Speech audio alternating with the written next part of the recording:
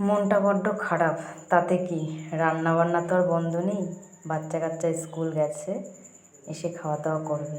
তো মন খারাপ নিয়ে সবটা সংসারে করতে হবে।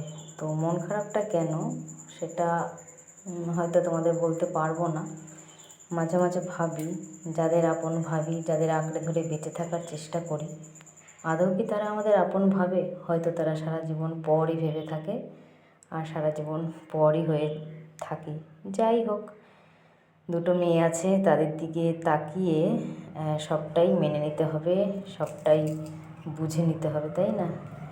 মেয়ে দুটো স্কুল চলে গেছে, তো অনেক দেরিতে রান্না করেছি। 1টার সময় রান্না বসিয়েছিলাম।